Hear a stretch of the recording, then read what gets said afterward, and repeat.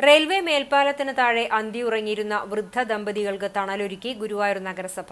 സന്നദ്ധ പ്രവർത്തകരുടെ പരിശ്രമത്തിലൂടെയാണ് തെരുവിൽ അന്തിയുറങ്ങിയിരുന്ന ദമ്പതികളെ നഗരസഭ അഗതി മന്ദിരത്തിലേക്ക് പുനരധിവസിപ്പിച്ചത്.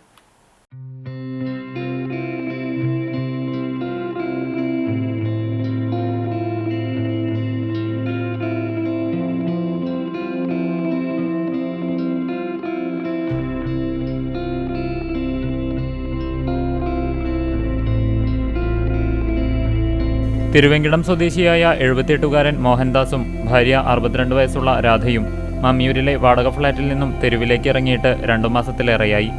15 വർഷത്തോളം പെയിന്റിംഗ് തൊഴിലാളിയായിരുന്ന മോഹൻദാസിന് പ്രായാധിക്യം മൂലം ജോലി ചെയ്യാനാകാതെ വന്നതോടെ വരുമാനം നിലച്ചു. ഫ്ളാറ്റിന്റെ വാടക മുടങ്ങിയതിനെ തുടർന്ന് ഇരുവർക്കും തെരുവിലേക്ക് ഇറങ്ങേണ്ടി വരികയായിരുന്നു.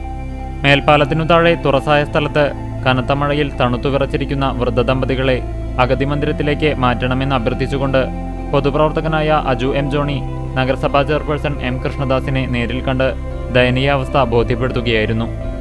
തെരുവുകളിൽ കഴിയുന്ന സ്വന്തമായി സ്വത്തോ ബന്ധുക്കളോ ഒന്നുമില്ലാത്തവരിൽ അർഹരെ കണ്ടെത്തി അഗതികളാണെന്ന് തെളിയിക്കുന്ന പക്ഷം തീർച്ചയായും അഗതി മന്ദിരത്തിൽ അന്തേവാസിയായി പരിഗണിക്കുന്നതായിരിക്കുമെന്ന് ചെയർമാൻ ഉറപ്പു നൽകി. ദമ്പതികൾക്ക് സാക്ഷ്യപത്രം ഉൾപ്പെടെയുള്ള രേഖകൾ തയ്യാറാക്കുന്നതിന് ജനപ്രതിനിധികളെ വിളിച്ചെങ്കിലും തിരിഞ്ഞു നോക്കിയില്ലെന്നും ആരോപണമുണ്ട്. ഒടുവിൽ temple police station SHO Ajay കുമാറിന്റെ സഹകരണത്തോടെ വില്ലേജ് ഓഫീസ്, താലൂക്ക് ആശുപത്രി തുടങ്ങിയ കാര്യാലയങ്ങളിൽ കയറിയിറങ്ങി സർട്ടിഫിക്കറ്റുകൾ തരപ്പെടുത്താൻ സേവ് ഗുരുവായൂർ മിഷൻ പ്രവർത്തകരായ MV ബിജു, ER ഗോപിനാഥൻ, ഗിരീഷ് ജയഘോഷ് എന്നിവരും ഒപ്പം ചേർന്നു.